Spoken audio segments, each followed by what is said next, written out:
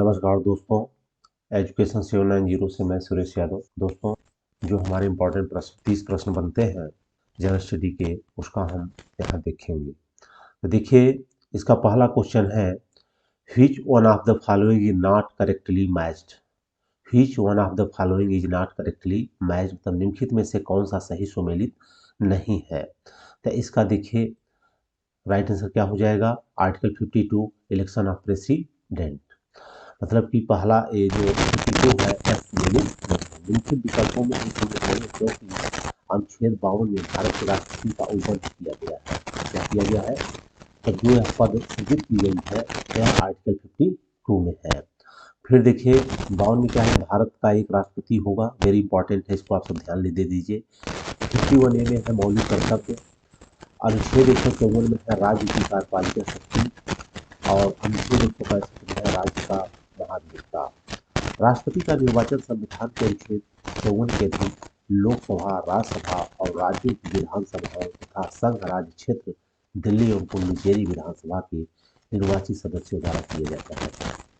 देखिए बड़ी इंपॉर्टेंट है, इसको आप सब ध्यान दीजिएगा क्योंकि यहाँ से प्रश्न कई बार हो चुका है कि राष्ट्रपति के चुनाव में कौन कौन भाग लेता है। तो इसमें देखिए लोकसभा, राज्यसभा और राज्यों की विधानसभाओं तथा संघ राज्य क्षेत्र दिल्ली एवं पुडुचेरी विधानसभा के निर्वाचित सदस्यों द्वारा। तो ये आपको ध्यान रखना है। नेक्स्ट देखिए, निम्नलिखित में से कौन सी संख्या नीचे गए चित्र का स्थान लेगी। निम्न में से कौन सी संख्या स्थान लेगी। तो यहाँ देखिए जैसे बताया है कि 46 माइनस 22 कितना हो गया 24, 69 माइनस 42 27। तो यहाँ देखिए 79 माइनस 38 कर देंगे तो यहाँ कितना आ जाएगा 41 आ जाएगा। कितना आ जाएगा 41 आ जाएगा। तो इसका राइट आंसर कौन सा हो जाएगा, बी।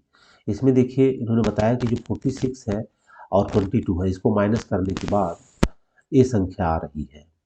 यहाँ देखिए इसको माइनस करेंगे तो ये संख्या आएगी। तो सेम हमें इस संख्या को माइनस करेंगे तो यहाँ कितना आएगा 41 आएगा। तो ये हमें किसी भी रीजनिंग जो टॉपिक है, which one of the following number will replace in the figure given below, तो मतलब इसको हमें पैटर्न पकड़ना पड़ता है। क्या पकड़ना पड़ता है? पैटर्न। जैसे देखिए यहाँ 46 माइनस 22 करेंगे तो 24 आ जाएगा।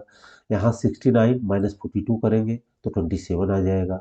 यहाँ 79 माइनस 38 करेंगे तो क्या आएगा 41 आएगा। तो इसका राइट आंसर क्या हो जाएगा 41। अब देखिए तीसरा है कि the ratio of boys and girls in school from 2017 to 2020 are given below. मतलब ये देखिए दिया हुआ है, the if ratio of girls in 2018 and in 2020 3:1, then what will the ratio of boys 2018 and in 2020। तो इसका देखिए आप यहाँ देख लीजिए, तो इसका राइट आंसर क्या हो जाएगा 3:1। 3:1 मतलब यहाँ देखिए 2018 में लड़कियों की संख्या 3 और 2020 में लड़कियों की संख्या कितना हो गई 3/1। ऐसे वर्ष 2018 में लड़कों की संख्या 3 और वर्ष 2020 में लड़कों की संख्या 1, तो कितना हो जाएगा 3:1। अब देखिए 4 में मौलिक अधिकारों के संदर्भ में निम्नलिखित कथनों में से कौन सही है। कौन सही है? तो with reference to the fundamental rights which of the following statement are correct. तो इसमें देखिए इसका राइट आंसर जो हो जाएगा क्या हो जाएगा सी, कि 1 और 2 दोनों। 1 और 2 दोनों इसके क्या है, संविधान के अनुच्छेद 19 से जी के अंतर्गत मादक द्रव्यों के व्यवसाय करने का कोई मौलिक अधिकार नहीं है। कोई मौलिक अधिकार नहीं है। तो इसमें देखिए जो राइट आंसर हो जाएगा यहाँ आप देख लीजिए, संविधान के अनुच्छेद 19 के अधीन 6 प्रकार की स्वतंत्रता का अवगत किया गया है। तो इसको देखिए आप सबको पता है कि बोस संघ आया बस व्यापार किया। बोस संघ आया, इसका कोड जो बना हुआ है ABC का, ये आप सब याद रख लीजिएगा ABC। मतलब इसमें जो ABC मतलब 6 है, तो 6 में से आपको एक कोड याद रखना पड़ेगा कि बोलने की आज़ादी, फिर संगठन बनाने का आज़ादी, कहीं बसने की आज़ादी, आने जाने का आज़ादी, बोस संघ आया बस व्यापार किया और व्यापार करने की आज़ादी। तो ये आप सब देख लीजिएगा, इसके ABC के सारे कोड बना हुआ है। पांचवा देखिए, the ancient movement preservation act was pass during the tenure of hitch governor general. किस गवर्नर जनरल के कार्यकाल में प्राचीन स्मारक संरक्षण अधिनियम पारित हुआ? इंपॉर्टेंट है, याद रखिएगा, प्राचीन स्मारक संरक्षण। The ancient monuments, the ancients monument preservation मतलब कि प्राचीन स्मारक संरक्षण अधिनियम किसके समय हुआ था? तो हुआ था लॉर्ड कर्जन। प्राचीन स्मारक संरक्षण अधिनियम 1904 गवर्नर जनरल लॉर्ड कर्जन के समय में पारित किया गया। अब देखिए छठा में, with reference of entropy when energy of the system increase which one of the following statement will be correct. Entropy के संदर्भ में जब तंत्र की ऊर्जा बढ़ती है तो निम्नलिखित में से कौन सा कथन सही होगा? तो इसका देखिए राइट आंसर हो जाएगा ओनली वन। ओनली वन मतलब कि तंत्र की एंट्रोपी बढ़ती है। तंत्र की क्या होती है? एंट्रोपी बढ़ती है। तो इसमें देखिए ऊष्मागतिकी में एंट्रोपी निकाय में अनिश्चितता और अव्यवस्था की मात्रा को दर्शाता है। जब भी किसी निकाय को ऊष्मा दी जाती है अर्थात तंत्र की ऊर्जा बढ़ती है तब यह आणविक गति को बढ़ाकर निकाय की अव्यवस्था बढ़ा देती है अर्थात तंत्र की एंट्रोपी बढ़ जाती है। इसको देख लीजिएगा, ये फिजिक्स का प्रश्न है। अब सातवां देखिए, यदि स्कॉटलैंड को 1 2 3 4 5 6 7 8 और लोन को 1 4 3 5, लॉर्ड्स को 8 1 2 4, डैन को 5 3 7 और सन को 4 5 8 लिखा है तो सी का कोड क्या होगा? इसमें सी का कोड क्या होगा? तो देखिए इसको आपको देखना पड़ेगा कि जैसे यहाँ सी है तो यहाँ 2 है, यहाँ 2 है, लेकिन फिर आपका यहाँ सी कहीं नहीं है, सी नहीं है। फिर देखिए इसमें और सी कहाँ लिखा हुआ है? यहाँ देखिए लॉर्ड्स है, यहाँ डैन है, यहाँ। तो इस प्रकार से इसको हमें कैसे निकालना पड़ेगा? देखिए n इक्वल टू क्या बताया है यहाँ पे? 5, a बराबर 3। तो इसका देखिए आंसर आप सब देख लीजिए कि राइट आंसर क्या हो जाएगा? सी हो जाएगा। क्या हो जाएगा? सी हो जाएगा। नेक्स्ट आठवां देखिए, सूची 1 को सूची 2 से सुमेलित कीजिए तथा सूचियों के नीचे दिए गए कूट से सही उत्तर चुनिए। जैसे यहाँ देखिए फ्रियान, क्या है? फ्रियान। तो फ्रियान तो क्या हो जाएगा? रेफ्रिजरेटर। फ्रियान क्या हो जाएगा? रेफ्रिजरेटर। वाटर गैस में क्या हो जाएगा? बी का देखिए आपका 4 हो जाएगा, हाइड्रोजन एंड कार्बन डाइऑक्साइड। तो फ्रियान देखिए आपका फ्रिज में यूज होती है। वाटर गैस में हाइड्रोजन तथा कार्बन मोनोऑक्साइड हो जाएगा, कार्बन मोनोऑक्साइड हो जाएगा। इसके बाद रॉकेट ईंधन में क्या होता है? Liquid hydrogen. क्या होता है? Liquid hydrogen. और इसके बाद सोल्डर टांका में क्या होता है? Tin and lead. जो हम कहीं सोल्डरिंग करते हैं किसी चीज़ को तो किससे बनता है? टीन एंड लीड से। तो इस प्रकार देखिए फ्रियान का जो प्रयोग होता है या फ्रीजिंग होता है। वाटर गैस का प्रयोग होता है हाइड्रोजन एंड कार्बन डाइऑक्साइड में। रॉकेट का प्रयोग होता है लिक्विड हाइड्रोजन में। एंड सोल्डर का प्रयोग होता है टीन एंड लीड में। वेरी इंपॉर्टेंट है, इसका राइट आंसर ए है। इसको सुमेलित कर लीजिएगा। देखिए 9th में सूची 1 सूची 2 में सुमेलित था, सूचियों को नीचे दिए गए। इसमें देखिए जैसे आपको देखना है कि एक्वाटिक एक्वाकल्चर मतलब मत्स्य पालन। तो मत्स्य पालन को क्या कहा जाता है? तो इसका हो जाएगा फिशरीज मतलब मछली से रिलेटेड है। फूलों का क्या हो जाएगा? या फ्लावर हो जाएगा। रेशम का क्या हो जाएगा? सिल्क। और वर्टिकल्चर का अंगूर। तो वेरी इंपॉर्टेंट मतलब काफ़ी इजी है। मत्स्य का फिश मछली, फूल का हो जाएगा फूल से ही, रेशम का हो जाएगा सिल्क से, और अंगूर खेती क्या हो जाएगी? ग्रेप से। तो इसका राइट आंसर क्या हो जाएगा आपका? डी। देखिए next, which of the following institute has opened new drone research centre recently. हाल ही में निम्नलिखित में से किस संस्थान ने एक ड्रोन अनुसंधान केंद्र खोला? क्या किसने खोला है? आईआईटी रुड़की, मतलब आईआईटी रुड़की। देखिए करंट का टॉपिक, इसको आप सब ध्यान रखिएगा। फरवरी 2021 में भारतीय प्रौद्योगिकी संस्थान रुड़की ने एक नए ड्रोन अनुसंधान केंद्र की स्थापना की। यह अनुसंधान केंद्र फसलों की वास्तविक स्थिति एवं आपदा की सही आकलन हेतु उपयोग में लाया जाएगा। इससे पूर्व वर्ष 2020 में IIT गुवाहाटी में कृत्रिम बुद्धिमत्ता आधारित ड्रोन रिसर्च सेंटर की स्थापना की गई।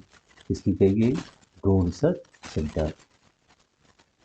11 देखिए, with reference to Aero India 2021 which are the following statement is correct. इसका देखिए पहला है कि बंगलौर में आयोजन किया गया था, इसमें 55 देशों ने भाग लिया था।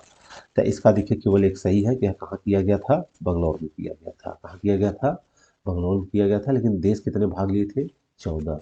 तो आप ये ध्यान दीजिए, 14 देश में कुल 78 प्रतिनिधियों ने इस शो में उपस्थित थे। ये जो 55 है यह गलत है। इसका केवल एक सही है कि कहाँ किया गया था, बंगलौर में।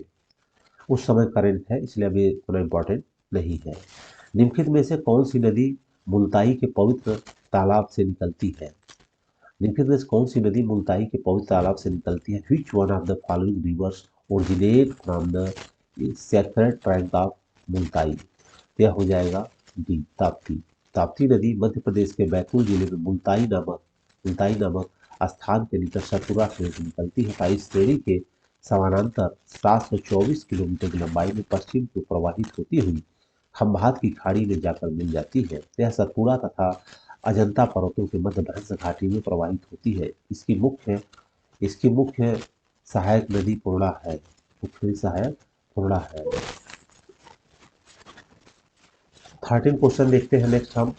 The average age of 50 student in a bus is 20 years when the age of conductor is included the average age is increase by 1 year the age of the conductor is. The age of conductor is तो क्या हो जाएगा इसमें 71।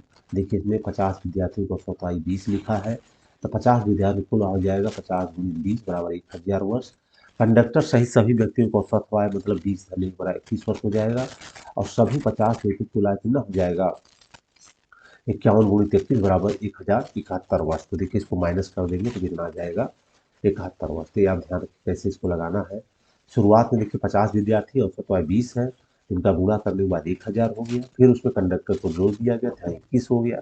और इनका यहाँ पे 51 × 21 बराबर 1071 आया। फिर इसको माइनस करके कितना हो जाएगा, 71 वर्ष। 14 देखिए, Who among the following were associated with the formation of Swaraj party. निम्नलिखित में से कौन कौन स्वराज पार्टी गठन से संबंधित थे। तो इसमें देखिए दो ही थे, मोतीलाल सीआर दास और मोतीलाल नेहरू। सीआर दास और मोतीलाल नेहरू, तो इसमें 2 और 4 इसके सही हो जाएंगे। विधानमंडलों में प्रवेश को लेकर 1922 में कांग्रेस के किया गया अधिवेशन में मोतीलाल नेहरू सीआरदास की योजना को बहुमत से स्वीकार कर दिया गया। फलस्वरूप 1923 में चितरंजन दास और मोतीलाल नेहरू इलाहाबाद में कांग्रेस खिलाफत स्वराज पार्टी की स्थापना की, जिसे सामान्यतः स्वराज पार्टी के नाम से जाना जाता है। तो ध्यान रखिएगा, इंपॉर्टेंट है। 15 में देखिए, Zulu tribes are found in which of the following country. Zulu जो जनजाति है यह कहाँ पाई जाती है, यह पाई जाती है साउथ अफ्रीका में। जुलू दक्षिण अफ्रीका में निवास करने वाली जनजाति है। ये अपनी संस्कृति और परंपराओं के लिए विशेष रूप से जाने जाते हैं। जुलू कबीलों और अंग्रेजों के मध्य 1879 में ईशान डोलाना का युद्ध लड़ा गया। ये मुख्यतः खाद्यान्न उत्पादक कृषक और पशुपालक होते हैं। अब देखिए 16 में, tree is related to root, smoke is related to which one of the following. तो देखिए जैसे पेड़ जड़ से, वैसे ही धुआं किससे होगा, फायर से। किससे होगा, फायर से। जिसका पेड़ जड़ से संबंधित, जड़ पेड़ का भी हिस्सा, तो उसका धुआं आग से संबंधित, क्योंकि धुएं की उत्पत्ति आग जलने पर ही होती है। तो इसका देखिए रीजनिंग के प्रश्न है, इसका राइट आंसर क्या हो जाएगा, सी। 17 देखिए, hydrogen fuel cell vehicles produce which one of the following chemicals as exhaust. Hydrogen ईंधन सेल वाहन निम्नलिखित रसायनों में से किसको उत्सर्जक रूप में पैदा करते हैं, या क्या हो जाएगा, वाटर। हाइड्रोजन ईंधन सेल वाहन उत्सर्जक के रूप में जल को उत्पन्न करते हैं। उत्सर्जक के रूप में केवल जल होने की वजह इसे शुद्ध एवं साफ सुथरा ईंधन भी कहते हैं, क्योंकि इससे अन्य ईंधनों के समान उत्सर्जक के रूप में हानिकारक गैस एवं अन्य उत्पाद नहीं उत्पन्न होते। इस ईंधन की दहन क्षमता उच्च एवं हानिकारक उत्सर्जक शून्य होता है। यह सेल हाइड्रोजन की रासायनिक ऊर्जा के विद्युत उत्पादन करता है, याद रखिएगा यहाँ से। अब 18 देखिए, which one of the following pair is not correctly match. तो इसका देखिए राइट आंसर क्या हो जाएगा, डी, इंदु मल्होत्रा क्या लिखा है, महिला क्रिकेट जो है इससे संबंधित नहीं है, क्योंकि यह क्या है, सर्वोच्च न्यायालय की न्यायाधीश। सर्वोच्च न्यायालय क्या है, ये न्यायाधीश, तो ये ध्यान रखना है। अब 19 में देखिए, विच one of the following not correctly match, देखिए तो कौन सा सही सुमेलित नहीं है। तो इसमें देखिए समानता का अधिकार, इसमें देखिए बी जो है आपका राइट, शोषण के विरुद्ध अधिकार, तो यह 20-21 में नहीं है, बल्कि किसमें है, शोषण विरुद्ध अधिकार है अनुच्छेद 23 और 24 में। तो याद रखिएगा, देखिए सर समानता का अधिकार किसमें है, 14 से 18, वेरी इंपॉर्टेंट। शोषण के विरुद्ध अधिकार जो है 23 से 24 है, लेकिन यहाँ दिया किसमें है, 20 से 22 है, यही गलत होता है। फिर देखिए धार्मिक स्वतंत्रता 25 से 28 है, और स्वतंत्रता का अधिकार यह 29 से 30 है। तो मूल संविधान के भाग 3 में 6 प्रकार के अधिकारों का उपबंध किया गया है, जिनमें अनुच्छेद 19 से 22 तक स्वतंत्र अधिकारों को रखा गया है। तो ये राइट आंसर, वेरी इंपॉर्टेंट है, इसको आप सब सारे को लाइन बाय लाइन याद कर लेना, बहुत इंपॉर्टेंट है, बहुत इंपॉर्टेंट है। 20 में देखिए, most of the desert plants bloom during the night time because, अधिकतर रेगिस्तानी पौधे रात के समय पुष्पित होते हैं, क्योंकि, डी देखिए इसका राइट आंसर होगा, the desert insects are active during night time, रेगिस्तानी कीड़े रात के समय ही सक्रिय होते हैं। तो ये इसका इंपॉर्टेंट प्रश्न हो गया। 21 में देखिए, consider the following statement and select the correct answer using the code given below, निम्नलिखित कथनों पर सही विचार कीजिए तथा नीचे दिए कोड का सही उपयोग कीजिए। जैसे देखिए, ऋग्वेद में 1028 संस्करण है और ऋग्वेद को अष्टक भी कहा जाता है, तो इसका देखिए ये दोनों सही है, दोनों। There are 1028 versions in Rigveda, और Rigveda is also known as Ashtak, ये दोनों ही सही है, तो इसका सी राइट आंसर हो जाएगा। तो एक बार इसको देख लीजिए, संपूर्ण ऋग्वेद 10 खंडों में विभक्त है, जिसे मंडल कहते हैं। क्या कहते हैं, मंडल। ऋग्वेद का एक अन्य विभाजक अष्टक अध्याय 64, वग्र 2112, मंत्र 10,552 के रूप में किया गया है। ऋग्वेद में कुल सूक्तों की संख्या 10 और 17, यदि वालखिल्य या परिशिष्ट भी जोड़ दिया जाए तो ऋग्वेद में सूक्तों की संख्या कितनी पहुंच जाएगी, 1028। ऐसे देखिए आपके 10 और 17 हैं, लेकिन वालखिल्य और परिशिष्ट याद रखिएगा। 22 देखिए, विच one of the following not correctly match, तो इसमें देखिए राइट आंसर क्या हो जाएगा, इसका जो नहीं है यह बैलाडीला। बैलाडीला कहाँ पे है, मध्य प्रदेश नहीं, बल्कि यह छत्तीसगढ़ में है, तो यही सुमेलित नहीं है। बाकी चिकमंगलूर कर्नाटक में है, मयूरभंज उड़ीसा में है, और सिंहभूमि झारखंड में है। 23 देखिए, विच one of the following country is not parts of quad group, निम्नलिखित में से कौन सा देश क्वाड समूह का नहीं हिस्सा नहीं है, तो इसका राइट आंसर हो जाएगा कतर। कतर नहीं है, बाकी सभी है। तो ये देखिए उस समय का इंपॉर्टेंट है, बट इस प्रश्न कभी भी बन सकता है। 24 देखिए, match list 1 with list 2 and select the correct answer from codes given below the list, सूची एक को सूची दो सम्मिलित कीजिए तथा सूचियों के नीचे दिए गए को उत्तर दीजिए। देखिए इसमें कैसे मिलाएंगे इसको, इसका राइट आंसर बी होगा। क्या होगा, बी। बी देखिए, चैलेंजर गर्त कहाँ है, यह नॉर्थ ईस्ट पैसिफिक ओशियन में है। डॉल्फिन राइज कहाँ है, अटलांटिक ओशियन में है, नॉर्दर्न अटलांटिक ओशियन में है। चैलेंजर राइज यह साउदर्न अटलांटिक ओशियन में है। और चैगोस राइज कहाँ पे है, इंडियन ओशियन में है। देखो ये का इसमें क्या हो जाएगा, north east Pacific Ocean Challenger girl, और डॉल्फिन कहाँ हो जाएगी, northern Atlantic Ocean. Challenger Rise कहाँ हो जाएगा, आपका southern Atlantic Ocean. And Chagos ridges हो जाएगा, या कहाँ हो जाएगा, हिंद महासागर में। इसका राइट आंसर क्या हो जाएगा, 4 जो 4 3 2 1, तो ये आप यहाँ देख लीजिए। 25 का देखिए, given below are two statement, one is labeled as assertion and another labeled as a reason। नीचे दो कथनों में एक अभिकथन और दूसरा कारण है। तो देखिए इसमें अभिकथन उतारा, बलवन तुर्कान चागानी का सदस्य था, और दूसरा देखिए उसने अपनी योग्यता के कारण अधिक महत्व स्थान प्राप्त किया। तो इसका देखिए राइट आंसर बी होगा। क्या है कि ए और आर दोनों सही, ए आर दोनों सही है, मतलब वह बलवंत तुर्कान चागानी का सदस्य भी था और उसने अपनी योग्यता से स्थान प्राप्त किया था, इसका दोनों राइट हो जाएगा। 26 में देखिए, सूची 1 को सूची 2 से सुमेलित कीजिए तथा सूचियों में दिए नीचे दिए गए कोड को सही चयन दीजिए। तो match list 1 with list 2 and select the correct answer from code given below the list. तो इसमें देखिए जैसे आपका आमाशय रस में क्या उत्पन्न होता है, तो इसका राइट आंसर क्या हो जाएगा, सी हो जाएगा। राइट आंसर क्या हो जाएगा, सी हो जाएगा। तो देखिए एसिड आमाशय रस उत्पन्न होता है हाइड्रोलिक अम्ल, तो क्या हो जाएगा हाइड्रोलिक अम्ल। हड्डियों में उपस्थित अम्ल क्या होता है, कैल्शियम फास्फेट, कैल्शियम फास्फेट। अब सिरका में क्या हो जाएगा, सिरका में क्या हो जाएगा, सिरका में हो जाएगा आपका एस्टिक अम्ल, क्या हो जाएगा एस्टिक अम्ल। और दूध का खट्टा होना क्या हो जाएगा, लैक्टिक अम्ल। तो देखिए इसमें आमाशय रस में क्या हो जाएगा, हाइड्रोलिक अम्ल, क्या हो जाएगा हाइड्रोलिक अम्ल। आमाशय में जो होता है वह HCl उत्पन्न होता है, क्या होता है HCl, जिसको हम क्या कहते हैं, HCl जिसको हम कहते हैं हाइड्रोलिक अम्ल। यह हमारे पेट में उत्पन्न होता है। और हड्डियों में जो होता है वह क्या होता है, कैल्शियम फास्फेट। और सिरका में क्या होता है, एस्टिक अम्ल। और दूध का खट्टा होना लैक्टिक अम्ल। तो इस प्रकार इसका राइट आंसर सी हो जाएगा। देखिए आमाशय में हाइड्रोलिक, हड्डियों में कैल्शियम, सिरका में एसिटिक और दूध खट्टा होना लैक्टिक। यह भी इंपॉर्टेंट है, कई बार ये सब एग्जाम में आया हुआ है, इसको आप सब ध्यान से देख लेना। 27 देखिए, who among the following has been appointed as India's new director general of military operations. तो ये देखिए इसका right answer C, BS Raju. BS फरवरी 2021 में BS रंजू को नए सैन्य अभियान का महानिदेशक नियुक्त किया गया है। इससे पहले श्री राजू श्रीनगर की चिनार कोर के general officer in commanding lieutenant थे। तो इनको अभी क्या नियुक्त किया गया है, सैन्य अभियान का महानिदेशक। पहले वहीं पे जनरल ऑफिसर इन कमांडर भी थे। 28 में देखिए, निम्नलिखित में से कौन सा कथन मुद्रा संकुचन के अर्थ की सही व्याख्या करता है। तो इसका राइट आंसर है the value of money is rising, मुद्रा का मूल्य बढ़ रहा है।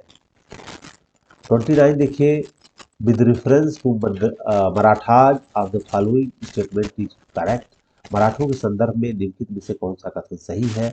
मराठा चौथ और स्वदेश मुक्ति के रूप में कर वसूल करते थे, यह भी सही है। और मराठों ने 1761 में पानीपत के द्वितीय युद्ध में नहीं, ये राइट गलत हो जाएगा। इसका पहला सही है, ओनली 1 सही है, दूसरा इसका गलत है, क्योंकि यह द्वितीय युद्ध नहीं था, क्योंकि यहाँ क्या हो जाएगा, यह तृतीय युद्ध था। कौन सा था, तृतीय। यही गलत है, तो ये आप सब ध्यान रखिएगा। मराठों ने 14 जनवरी 1767 में अफगानों के विरुद्ध हुए पानीपत के तृतीय युद्ध में भाग लिया था, न कि पानीपत के द्वितीय युद्ध में। मराठों ने राजस्व के क्षेत्र में चौथ और स्वदेशमुखी कर वसूल करते थे। द्वितीय हुआ था अकबर और हेमू के बीच में, अकबर और हेमू के बीच में।